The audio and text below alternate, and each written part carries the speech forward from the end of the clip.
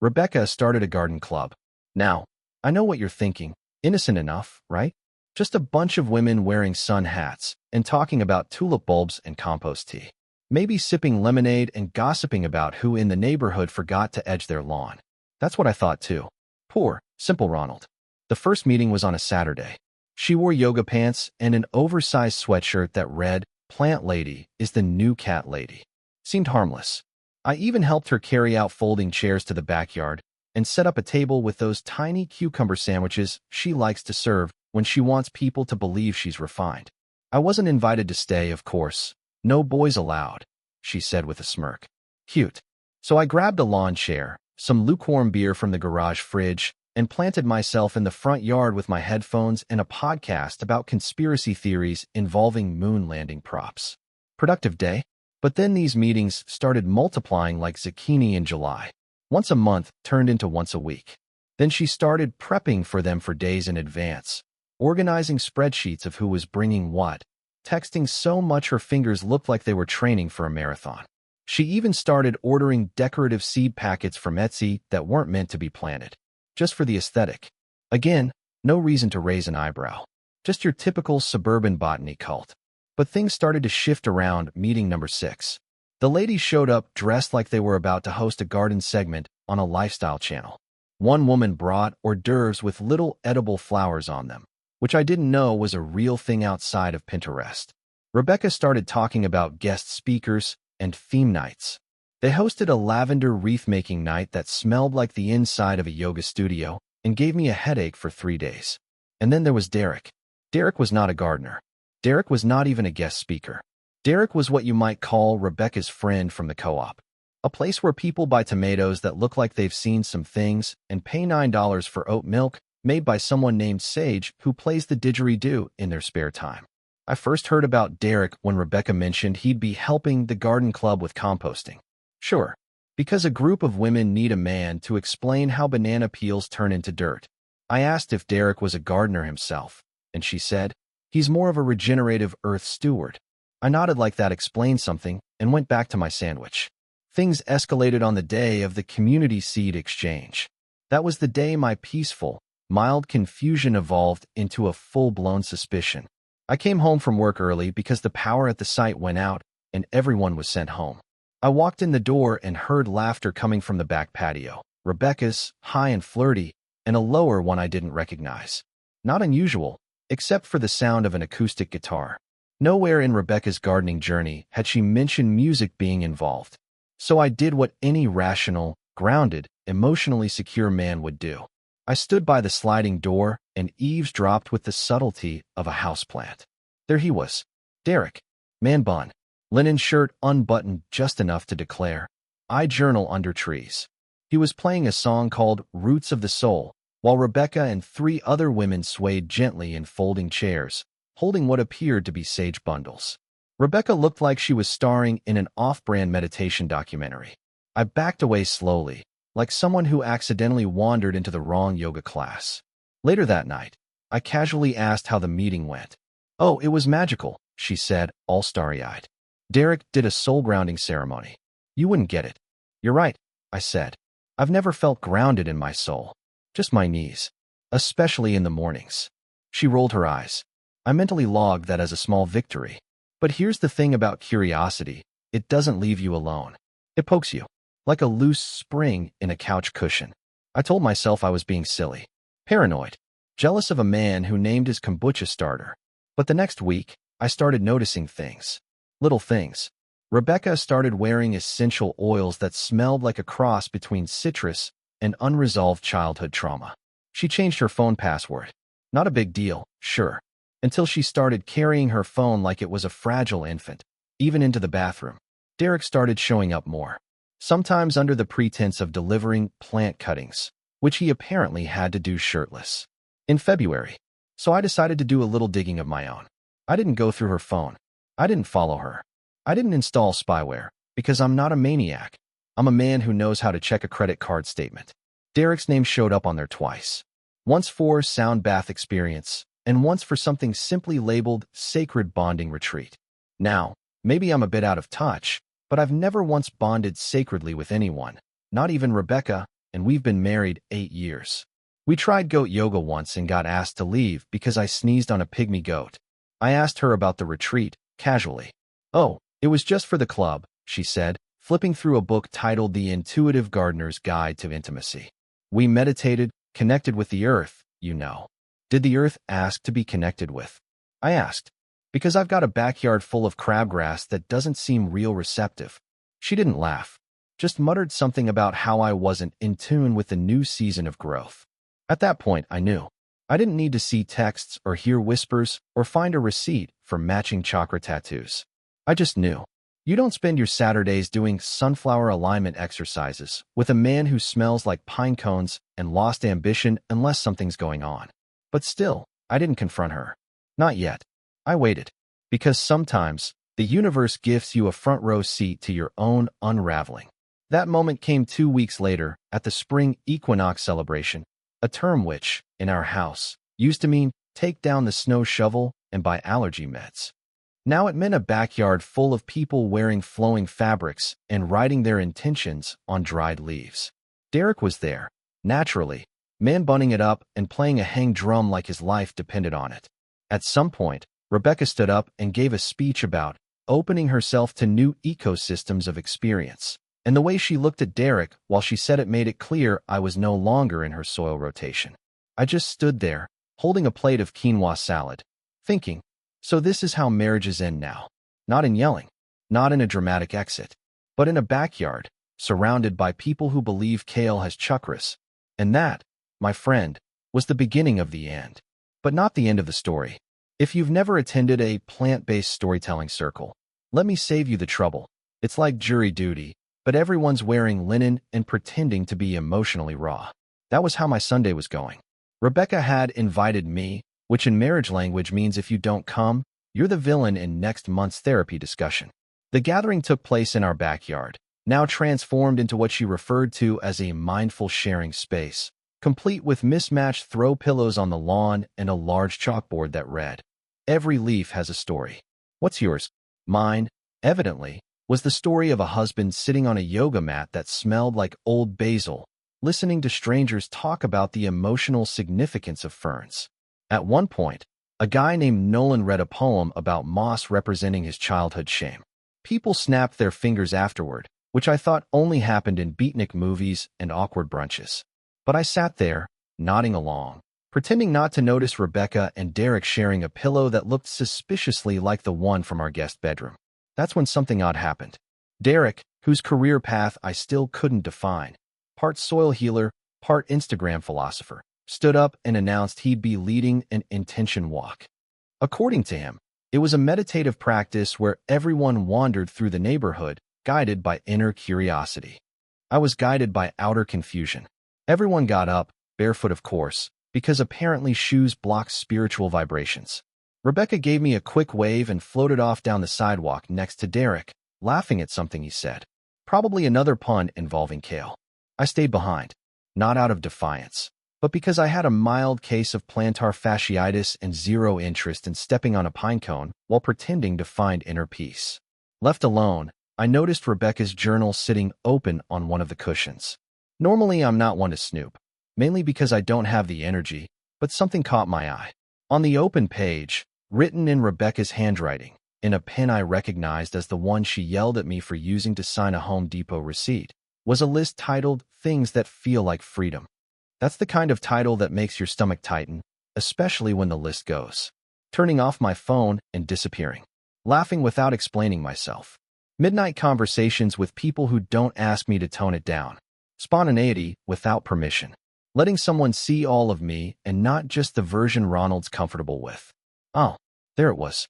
That quiet little punch in the dignity. Now, look, I'm not a control freak.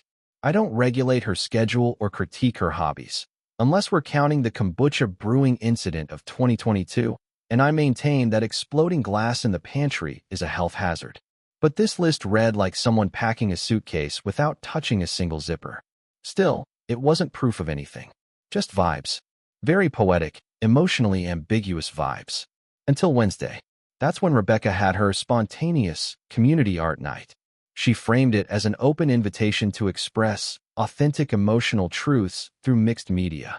What it became was a gathering of local eccentrics using glue sticks and glitter to unpack their baggage. I was tasked with helping carry in supplies. One of the guests, a woman who smelled like she fermented her own deodorant, handed me a large paper shopping bag labeled Shared Healing Materials. I carried it inside and set it on our dining room table, which now doubled as a creative trauma station. The bag tipped. A few things fell out. Among them, a small, bright green notebook, unmarked, unassuming, and definitely not Rebecca's usual style. Naturally, I did the logical thing. I opened it. Inside were pages of what looked like brainstorming notes. Messy handwriting, phrases underlined 3 times, and a whole section labeled Monday Night, the studio. Now, we don't have a studio. I flipped a few pages. He said no one's ever seen this side of him before. Not just physical. It's like we're carving each other into who we're meant to be. When I'm with him, I forget about everything else, even the laundry. Even the laundry. That's how I knew we were in uncharted territory. Because if there's one thing Rebecca never forgets, it's who left a sock in the dryer. So I kept reading. The notebook didn't say names, but it didn't have to. There were too many coincidences. Mentions of someone who made her feel light, who listened without fixing, who said her ideas tasted like mango and danger. I don't even know what that means, but I'm positive I've never said it. There was a sketch, too. A man with long hair tied back, sitting cross-legged with his hands in prayer position. The caption read, "He sees me without needing to look." I closed the notebook and sat there for a while, trying to figure out how my marriage turned into a low-budget indie screenplay. That night, I placed the notebook back in the bag without saying a word. I watched as she grabbed it later, told me they were heading to someone's garage for a collage night. I nodded, wished her fun. Then I texted my coworker Dave. "Hey, weird question. You still have that drone?" Dave's into gadgets. Drones, 3D printers, smart coffee mugs. He'd once used a drone to check the gutters on his second-floor roof and also to chase his niece around at Easter. The man loves a good gadget excuse. The next Monday night, I stood on the side street near a building labeled Mind Body Studio and Creative Flow Lounge. Because of course that's where they'd be. Dave's drone zipped above like a humming mosquito. He manned the controller with the focus of a man who'd never been invited to a gallery opening. Through the drone's tiny camera, we saw them, Rebecca and Derek, sitting inside on a pile of floor cushions, surrounded by hanging light bulbs and those fake candles that flicker like haunted house props. She was laughing again, this time not politely. This was the real kind. The laugh I hadn't heard since our 3rd anniversary when she spilled wine on the waiter's shoes and nearly cried apologizing. And Derek? He was holding her hand. Just lightly. Not dramatic. Not scandalous. Just enough to confirm everything the notebook couldn't quite say outright. I thanked Dave, who offered me an awkward pat on the back and said, "Let me know if you want to prank him with glitter balloons or something." Tempting, but not my style. I went home, turned off all the lights, and sat in the kitchen, staring at the box of organic lasagna noodles Rebecca insisted we buy even though neither of us knows how to make lasagna. So that was the discovery. Not a confession, not a slip-up, just a careful arrangement of little details that, when laid out just right, spelled, "This isn't yours anymore." I didn't cry. I didn't yell. I just sat there, wondering how someone could go from teaching you how to fold fitted sheets to laughing like a teenager with someone who writes his name with a heart over the I on vision boards. There's a particular kind of silence in a marriage when both people are pretending things are normal. It's not the peaceful kind. It's the kind where you both hum small songs under your breath while brushing your teeth because the sound of nothing might accidentally make someone speak the truth. Rebecca had been humming Scarborough Fair all week like she was auditioning for a folk band sponsored by Denial. By Thursday, my patience was running thinner than our bathroom towels, which Rebecca replaced with hemp cloths that felt like sandpaper made of guilt. I decided I wasn't going to wait for another yoga-infused excuse to avoid the obvious. I needed to know how long this had been going on, how many community sound baths had been less about vibrations and more about extracurricular hand-holding. But I didn't want a speech or some half-whispered monologue about emotional expansion. I wanted facts, not feelings dressed up in granola. So I did what any reasonable adult man would do. I hosted a game night. Rebecca couldn't resist a theme. She came downstairs in one of her oversized cardigans that made her look like a retired lighthouse keeper. She saw the living room had been rearranged.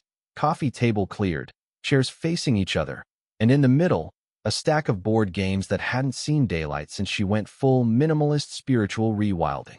"What's this?" she asked, eyebrows already dancing with suspicion. "Bonding night," I said. "You know, something we do together that doesn't involve anyone named Derek or instructions to breathe through our toes." She hesitated, then smiled. "All right, but I'm not playing Monopoly. That game brings out your worst traits." "That's the point." We settled on a game called Couples Connection, one of those boxed-up attempts to make people talk by giving them permission in the form of laminated cards. It was a gift from our cousin or someone who once gave us a 3-hour lecture on the power of eye contact. The first few rounds were harmless. "What's your favorite memory of us? What did you want to be when you were 10? What would you do if you weren't afraid?" We laughed a little. It felt rehearsed, like actors running lines they didn't pick. But it kept the air moving. Then I pulled a card that said, "Describe a time you felt disconnected from your partner and didn't know how to bring it up." I set it down. "Well, that's conveniently phrased," I said. "Want to go first, or should I?" Rebecca blinked. Her smile loosened around the edges.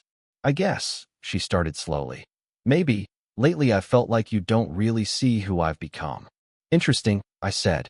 "Is who you've become named Derek?" There it was. Not an accusation. Just a question said like I was asking if we were out of dishwasher pods. She didn't flinch. "Impressive. You've been going through something," she replied. "You've been distant, sarcastic." "That's not new," I said. "That's part of the charm. You liked it when I used it on your coworkers." She crossed her arms. "This isn't a trial." "No," I said. "Because in a trial, both people have to tell the truth." She stared at me, then glanced away, like the wall behind me was suddenly fascinating. "So here's the thing," I said, leaning back. "You're not very good at covering tracks.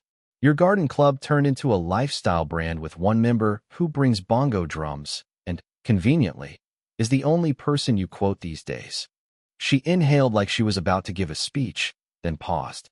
"Ronald, it's not what you think." I held up a hand. "Please, let's not do the performance. We both know what it is. I've seen the notebook.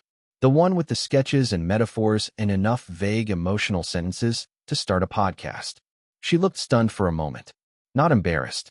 Not apologetic. Just stunned I'd gotten there first. "Okay," she said slowly. "You've read something that wasn't for you. And yet, oddly, it was very informative," I replied. "I learned that someone is giving you more eye contact than I do. That apparently, laundry is forgettable when someone sees your essence, and that you've renamed infidelity to sound like a spiritual cleanse." Rebecca stood up, pacing. Classic move. Not enough space to actually go anywhere, but just enough to feel like you're escaping moral gravity. "I needed something different, Ronald. You keep living in the same loop. Jokes, routines, skepticism. I needed someone who made me feel like I was, not on autopilot." "Ah," I said. "So this was a detour. A side quest. How very mindful of you." "It wasn't about replacing you," she said, turning sharply. "It was about finding myself. You don't listen anymore." I pointed to the coffee table. "I just sat through 3 rounds of laminated intimacy prompts. That's basically emotional hostage-taking. Don't tell me I don't try." She sighed. "You don't believe in any of the things I care about now." "That's not true," I said. "I believe you care about them. I just don't think kale should cost $11. And I'm suspicious of men who play handpan drums and quote their own tattoos." Rebecca didn't laugh. She just looked tired. Not exhausted from life, tired. The kind of tired you see on someone who already made a decision and is waiting for you to catch up. "You want me to admit something happened?" she asked. I shrugged. "Only if you want to say it in plain English. I'm not fluent in the language of meaningful eye glances and soul gardening." More silence. She sat back down, but now she was facing the bookshelf, not me. "It started last fall," she said finally. "The workshops, the late nights. I didn't plan anything. It just evolved. Like a fungus," I said. "Or an office printer that starts printing weird stuff without being asked." That got a tiny smile. Not happy. Just admitting I had a point. "We talked a lot," she continued. "He listened. He didn't interrupt with jokes. He said things I hadn't heard in years." "Did any of those things include the phrase, 'By the way, I'm married too'?" She hesitated. "He's not." "Of course he's not," I said. "That would involve consequences." Rebecca exhaled through her nose, like a substitute teacher trying not to respond to a full question. "So now what?" she asked. Now, I said, standing up, we stop playing board games and start using full sentences. She tilted her head. You're not angry. Sure I am, I replied. But I'm also practical. You clearly auditioned for a new role and found someone who gave you callbacks. I just didn't realize you'd cut me from the show. Rebecca didn't reply, just looked at her hands, which were fidgeting with the corner of her sweater sleeve. Let me guess, I said. You weren't planning to tell me. You thought this could be some evolving chapter in your life story where everyone learns something and no one gets labeled the bad guy. She nodded, not defensive, just accepting. And that's when I realized she'd already moved on. Not in the soap opera way, not with keys packed or suitcases hidden under the bed, but emotionally, she'd stepped out. I'd been having a marriage with someone who was halfway into a new personality and hoping I wouldn't notice the exit door slowly opening. I picked up the game box, packed the cards away, and looked at her one last time. Next time you start a garden, I said, maybe let the other person know when you're planting something new. Then I went upstairs, alone, but finally, without pretending. The problem with being underestimated is that people stop checking if you're paying attention. Rebecca, for all her newfound enlightenment, had fallen into this habit. She assumed I'd either spiral or shrink. Neither sounded like a good time. So instead, I decided to do something a little more productive. And yes, I used the word revenge lightly. There were no flames or screaming matches or social media posts involving cryptic quotes and filtered selfies. That stuff's for amateurs and interns at lifestyle blogs. I was aiming for something more effective. Let's start with the garage. Rebecca never went in there unless she was searching for the box labeled seasonal rummage, which mostly held in used candle holders and one truly awful clay mask from a wine and sculpting night that went off the rails. That made it the perfect place for my project. I cleared the clutter, old tools, a mini trampoline we once used during our try a new fitness trend every month phase, and got to work. I took the folding table, set it up, and opened my laptop. Then I made a spreadsheet. People think revenge is about emotion. It's not. It's about administration. If you're not organized, it turns into a mess, and next thing you know, you're ranting in a group chat, and people are muting you. I started a document titled Exit Plan, Ron's version. Step 1 was financial. I had never really been the numbers guy. Rebecca loved budgeting. She once made a pie chart for our vacation expenses, and I still don't know if she was proud or bored when she showed it to me. But I learned. I sat down and mapped out every shared account, recurring payment, automatic subscription. Did you know we were still paying for a meditation app she stopped using after week 2? She claimed it gave her headphone fatigue. That's a thing now, apparently. Anyway, I began systematically untangling myself from our financial web. I rerouted my direct deposit, moved the auto payments that were mine to a separate card, opened a new savings account under just my name. I wasn't hiding anything. I just didn't feel like funding her next earth-rooted soul exploration or whatever she was planning with Derek's guidance. Step 2, space. Our house had 3 bedrooms. One was the guest room that never had guests. One was her creative sanctuary, which held a vision board, a floor cushion, and roughly 27 half-burned candles. I took the guest room and turned it into my space. Not a man cave. Those are cliché and smell like unwashed jerseys. I made it a real space. Desk, reading chair, small shelf of books I never had time to read because I was too busy helping her rearrange plants based on their emotional light needs. When she came home one evening and saw the transformation, she stood in the doorway with a face that hovered somewhere between surprise and irritation. What's this? My area, I said, not looking up from my laptop. It's part of my reconnection process. She didn't say much, just nodded slowly like I was a 6th grader who finally made his own lunch. That weekend, she had her workshop. Normally, I'd leave. She liked the house empty when her fellow alignment seekers arrived. But this time I stayed. I wasn't disruptive. I just sat on the porch reading a paperback with a highlighter and a notebook, occasionally scribbling notes like I was drafting a manifesto. They noticed. One woman asked me if I was joining. Already found what I was looking for, I said. The next day, I signed up for a pottery class. Not because I liked pottery. In fact, I strongly suspected I'd be terrible at it. But it was at the community center Rebecca had dismissed once for being a little too institutional. The same one where she'd once claimed no one understood nurturing chaos. I wanted structure, names on cubbies, a schedule. And I wanted to spend time around people who didn't hum during silence and pretend that avocado toast was a symbol of transformation. Turned out, pottery was fantastic. Messy, focused, no spiritual declarations. Just clay, instructions, and people making ashtrays they didn't need. I made 3. Never smoked a day in my life. Didn't matter. That's where I met Dana. Dana was divorced, worked in HR, and said things like, "I'm too old for nonsense," before offering you half her granola bar. She wore real jeans, not the soft denim-inspired ones, and said she only came to pottery because her friend dared her. We got along. She didn't ask personal questions. She didn't mention energy fields. She laughed at my joke about the clay looking like something a raccoon might regret eating. We didn't flirt. We just existed next to each other like two people who respected mutual silence. The next part of my plan involved the community bulletin board. Rebecca loved those. She once dragged me to a bee pollination seminar because someone had pinned a flyer that said, "Buzz into change." I never forgave that pun, so I made my own flyer. Just one. Bright yellow, bold letters. Looking to trade. Emotional depth for basic honesty. We'll consider swaps. No instruments. No herbs. Just actual words. And at the bottom, a number. Not mine. A burner I bought at a kiosk next to the DMV, which also tried to sell me socks. I didn't expect much. Maybe a laugh. But a few people texted. Some jokes. One guy trying to recruit me for a philosophy reading circle, and one woman who said, "Finally." I never followed up. The point wasn't to cheat or start something new. The point was to take up space, just like she had.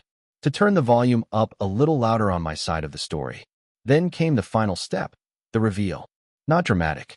No yelling. Just scheduled. I set a calendar invite. Titled it, Household Restructure Discussion. Rebecca walked into the living room holding her tea that smelled like soil and vague promises, and said, "What's this invite?" "It's a conversation," I said. "You like structure. Here's some." She sat across from me. I handed her a folder. Inside, list of accounts, a printout of my new bank routing info, proposal for house separation. I keep upstairs, she keeps downstairs, and a note that said, "You're free to continue whatever path you're on. I'm no longer funding or co-signing it." She looked through it, page by page. No outbursts. No tears. "You've been planning this," she said, half admiring, half confused. I organized it. I corrected. "There's a difference. And what exactly is your end goal here?" "Freedom," I said, quoting her own notebook. "Yours, too.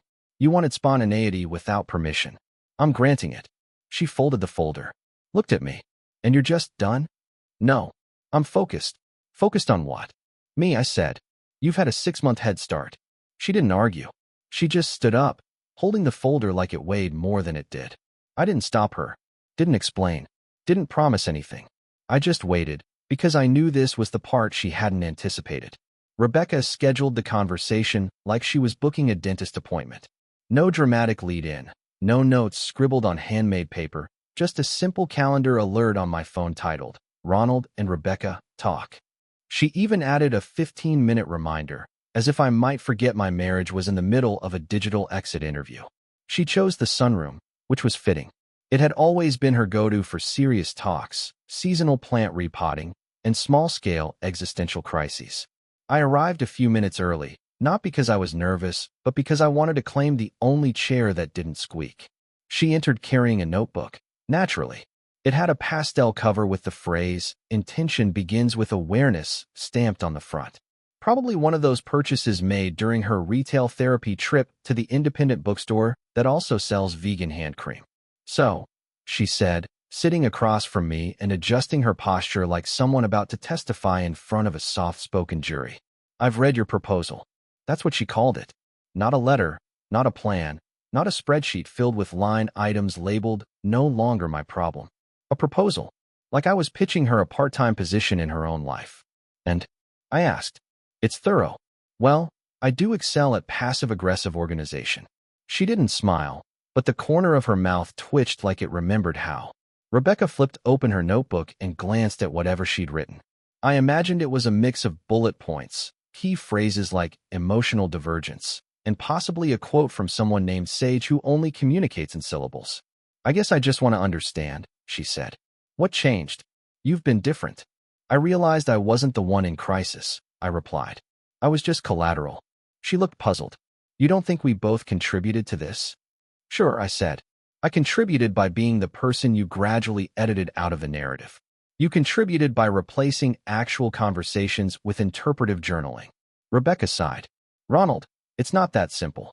No, it really is. You wanted to find yourself. I just didn't realize you were using Google Maps and Derek as your tour guide. She didn't defend Derek. That told me more than a denial ever could. Instead, she shifted in her seat and went straight to her script. I didn't set out to hurt you. Of course not. That's why you chose methods that felt organic. Polite distance. Vague honesty. You didn't slam any doors. You just left them half open and waited for me to get the message. She closed her notebook. I think even she realized it wasn't going to help. Are you planning to move out? She asked. No, I said. I'm staying. You're free to leave. But this is my home too. Right? And you're welcome to keep using the downstairs until we figure out the legal stuff. I've already labeled the kitchen shelves so we can stop passive-aggressively shuffling each other's jars. Ronald, you said you wanted space. This is space. Me upstairs. You downstairs. We nod when we pass, but we don't pretend there's something left to revive. She looked at me, and for a second, I could see she wasn't sure if I was bluffing or completely at peace. I wasn't either, honestly, but I knew one thing.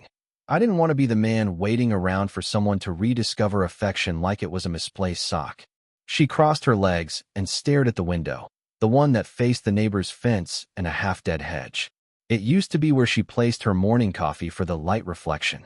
Now it just seemed like a place to aim your eyes when you didn't want to look at the person across from you. I miss how we were, she said. No, you miss how I used to make you feel before you got bored. That's not fair. It's not wrong, either. She didn't argue. Instead, she stood up, walked over to the shelf, and adjusted a ceramic sculpture she made during her Form Without Rules class. It was lopsided and somehow looked more judgmental than abstract. You're really done? I'm not filing anything yet, I said. But I'm not waiting anymore either. I just needed time. You had it. And you used it figuring out how I fit into your story instead of writing one with me in it. She sat back down, suddenly smaller in the chair. I thought you didn't notice. That's what happens when you assume silence means comfort.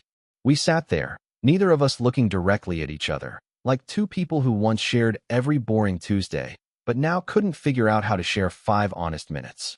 She finally said, So what happens now? Now, I said, we stop pretending the future looks anything like what we thought it would. We stop defaulting to what's familiar just because it's nearby. We figure out how to end this without turning it into a side plot on one of your self-help retreats. Do you hate me? She asked. No, I said. I just don't recognize you. I'm still me. No, you're someone else. And that's fine. But I don't want to spend the next decade waiting for a version of you that only exists in our photo albums. She nodded slowly, then stood. She didn't say anything else. Just picked up her notebook and walked out of the room, leaving behind the faint sound of her mismatched bracelets clinking together as she turned the corner. That was our last real conversation. Not with tears, not with fireworks, just the sound of two people who finally said everything they were too polite to say before. Nobody warns you that the real work starts after everyone stops watching. There's no parade for emotional clarity. No award ceremony for functioning like a semi-normal person after your marriage goes through a passive, well-documented disassembly. I didn't even get a lousy certificate that said congratulations on not making a scene. Just silence, a half-used bottle of hand soap in the downstairs bathroom, and 2 different Wi-Fi passwords taped to opposite sides of the fridge. 3 weeks had passed since Rebecca and I reached our so-called understanding. She moved most of her things downstairs, including the yoga mat she once claimed had spiritual mileage. I stayed upstairs, surrounded by furniture we bought together and a bunch of books I pretended to read because they looked intellectual on a shelf. We lived in the same house like co-workers in a very quiet office that hadn't turned a profit since last summer. I didn't miss the marriage. That surprised me. What I missed was having something consistent to bounce my thoughts off. Not emotionally, just logistically. Like who was going to remember that we needed to replace the shower liner, or whether we were overdue for an oil change on the car we still shared because neither of us felt like figuring out vehicle custody. Rebecca, for her part, handled the transition the way she handled everything, with practiced calm and an occasional memo written in bullet points. She left notes on the counter with headers like, "This week's needs," and upcoming energy shifts, literal and emotional. At least she differentiated. I ignored most of them, except the one where she suggested we divide the bookshelf. She even drew a line in pencil between her side and mine. Apparently, the Tao of intimacy didn't belong next to why flags matter, a visual history. It occurred to me somewhere in week for that I wasn't sad anymore. Not because anything improved, but because I'd run out of new ways to be disappointed. That's an odd kind of freedom. You stop expecting surprise, and suddenly life gets very clear. I went back to my pottery class. My third ashtray came out of the kiln looking less like a mistake and more like an object you might buy at a yard sale out of guilt. Dana was still there, still sarcastic, still immune to small talk. We talked during class. Not flirted, talked. She told me about her sister's latest pyramid scheme. I told her about the time Rebecca tried to cleanse the house by waving dried eucalyptus over my sock drawer. We didn't talk about divorce or failure or what it feels like to walk past someone in your own hallway like they're returning a borrowed charger. We just talked. That was enough. One afternoon, I decided to clean out the closet. Not because it was symbolic, because I couldn't find my decent screwdriver set. I'd somehow acquired 4 winter coats and one of those useless rollers from a late-night purchase I blamed on Rebecca's Sleep Sounds app. While digging through the mess, I found a stack of our old notebooks. The kind we used to leave notes in for each other back when we thought handwritten messages were romantic instead of inefficient. There were a few funny ones. A drawing of a crooked sun I made during a camping trip. A note from Rebecca that said, "If you finish the laundry, I'll pretend to be impressed." Another one from me that said, "Please stop reorganizing the spices. Human doesn't need to be in the front row." They didn't make me nostalgic. They made me curious. Not about her, about me. Who was that version of Ronald that cracked jokes about nutmeg placement and thought folding towels together was an act of intimacy? Where did that guy go? He didn't vanish. He just got quiet, started adapting, compromising, and then, somewhere along the line, faded into the supporting role in a relationship where interpretive dance had more airtime than actual conflict resolution. Later that night, Rebecca asked if we could talk. I said sure, mostly because I was too curious not to. She sat at the kitchen table, looking more uncertain than usual. There was no notebook, no essential oil diffuser, just her and a cup of something steaming that I assumed was not coffee, because she'd decided caffeine was aggressive. "I think I'm going to move in with a friend for a while," she said. I nodded. "Which friend?" She hesitated. "Just a friend." "You mean Derek?" She didn't respond. Which, in Rebecca language, meant yes. I didn't flinch, didn't sigh, just asked, "Do you need help moving anything?" "No," she said. "I'll take what I brought down." "Okay." She looked at me like she was waiting for a fight that wouldn't come. I didn't plan for it to end like this. "No one does," I said. "That's why weddings cost money. People feel better overpaying for disappointment." That got a small laugh. A real one. One of the few we'd shared lately. She stood up, then paused. "I did love you," she said. I didn't say it back. Not because I didn't once mean it, but because the version of her that said that was already living somewhere else. The next morning, she was gone. Quietly. No ceremony. Just space where her slippers used to be and a message that said she'd return for the last few boxes next week. I stood in the middle of the living room, which now felt like an oversized waiting room, and made a mental list of everything that still worked, everything that didn't, and everything I could finally fix without permission. I didn't cry. I didn't celebrate. I just started rebuilding. Not out of grief, not out of vengeance, just because I could. And because this time, I wasn't waiting for anyone to notice. That's the end. No dramatic ending needed. Some things just finally and quietly stop. Thanks for watching. Rate the story in the comments. Subscribe to the channel